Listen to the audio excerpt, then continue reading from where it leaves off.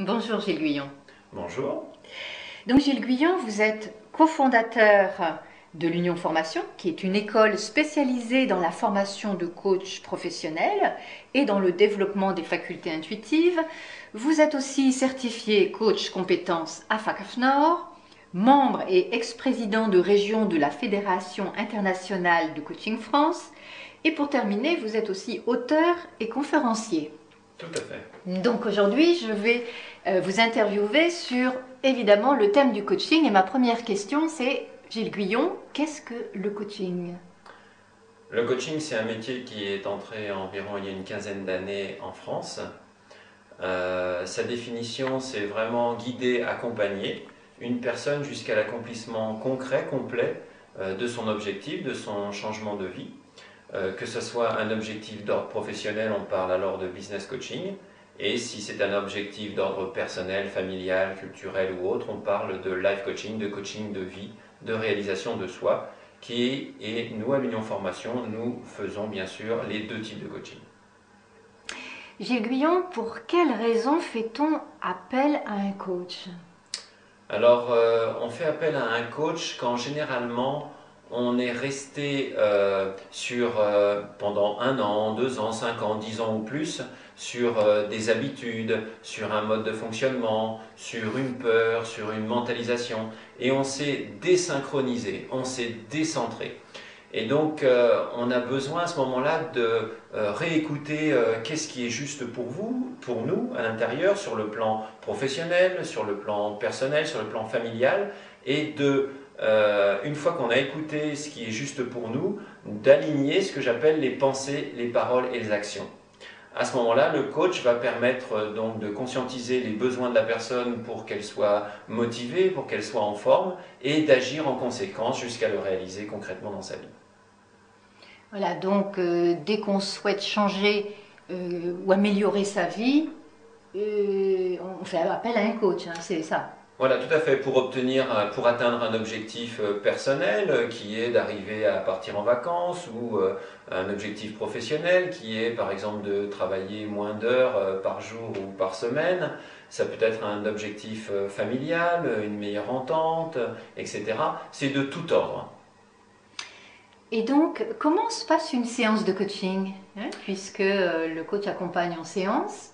Comment ça se passe? Alors tout d'abord, avant de commencer les premières séances d'accompagnement, il y a ce qu'on appelle un contrat d'alliance, où là on répond à toutes les questions du futur coaché éventuel, qui sont des questions d'ordre mental, juste ce que j'appelle par exemple combien ça coûte, où ça se passe, etc.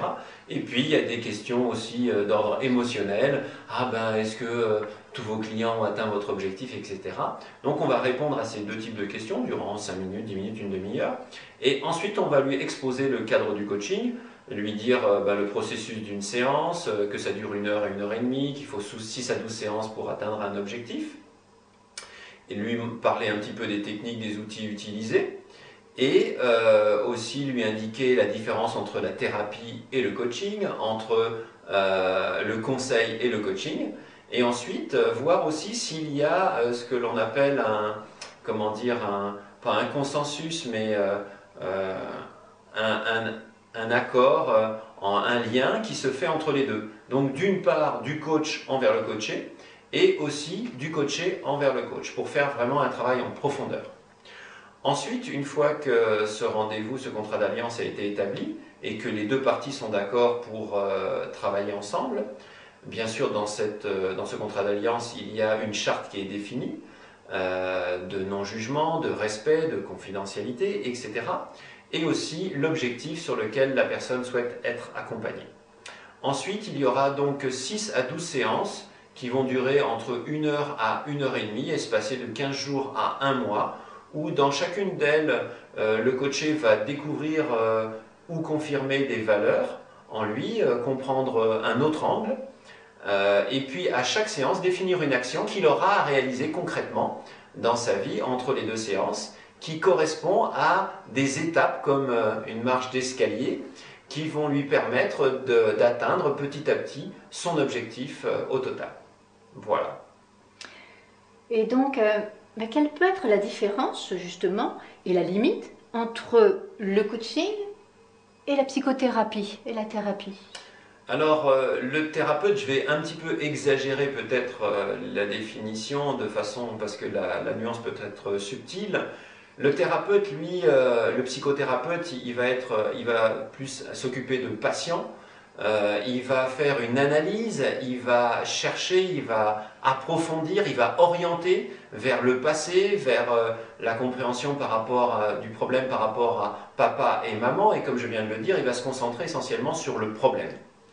Par contre, lui, le coach, il va plus être par rapport à un client.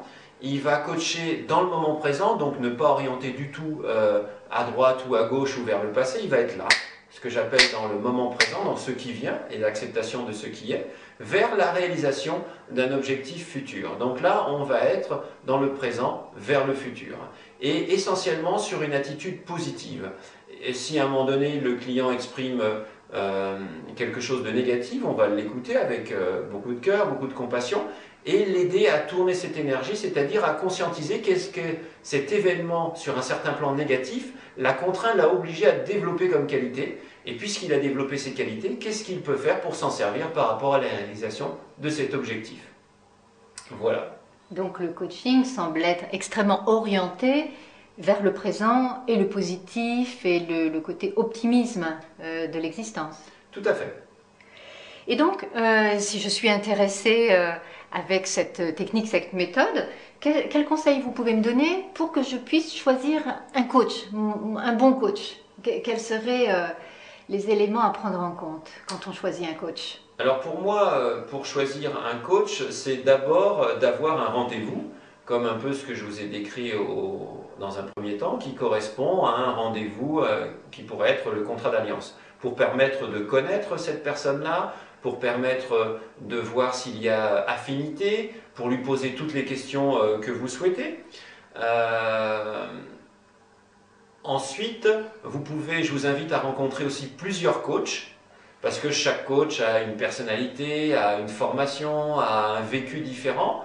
Et après, une fois avoir vu donc ces différents coachs, durant une demi-heure, une heure ou un peu plus, je vous invite à intérieurement revenir pour faire le point, voir ce qui est juste pour vous, logique ou pas, peut-être d'écouter un peu plus votre intérieur, du moins c'est le message du jour, et de respecter ce qui vient à l'intérieur de vous, et bien sûr de prendre rendez-vous. Et c'est pareil, vous pouvez faire 1, 2, 3 séances, et si à un moment donné vous sentez que le coach ne vous correspond pas, ou que la façon d'être accompagné, ou vous-même que vous avez changé par rapport à votre idée de départ, eh bien à tout moment vous pouvez aussi, il est libre à vous d'arrêter cet accompagnement pour en choisir un autre coach, éventuellement bien sûr.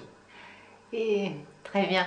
Et pour terminer, Gilles Guyon, que pourriez-vous me dire en résumé pour me décrire les plus du coaching? En quelques mots, quels sont pour vous les avantages, les atouts du coaching?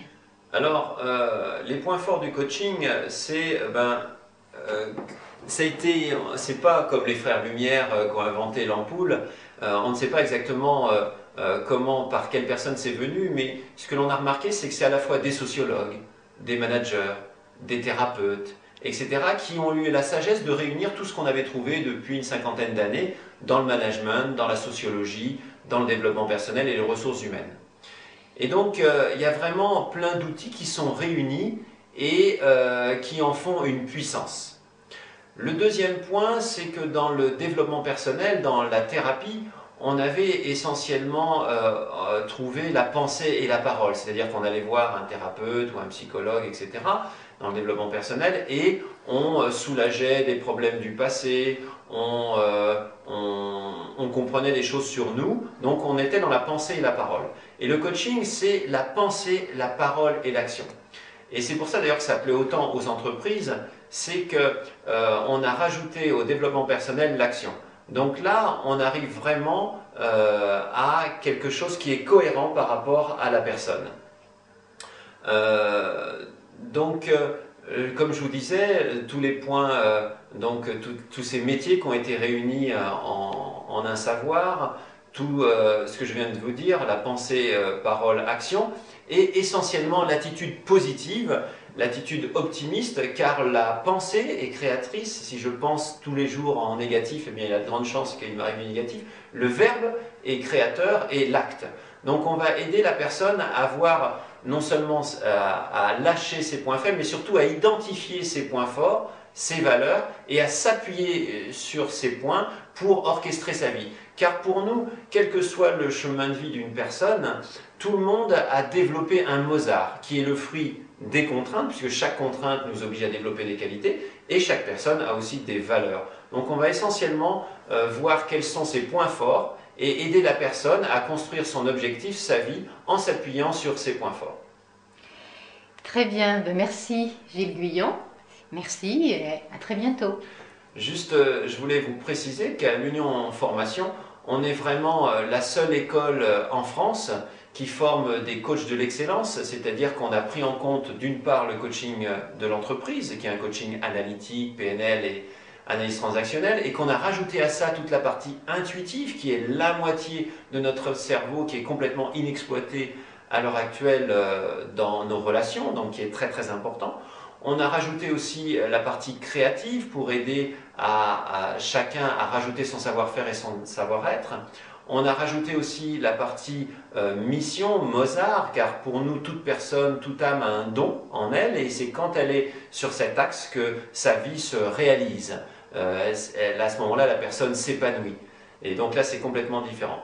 Voilà, un petit peu, j'avais envie de vous transmettre toute cette passion que nous avons le plaisir d'offrir maintenant depuis plus de 12 ans grâce à notre école qui s'appelle l'Union Formation.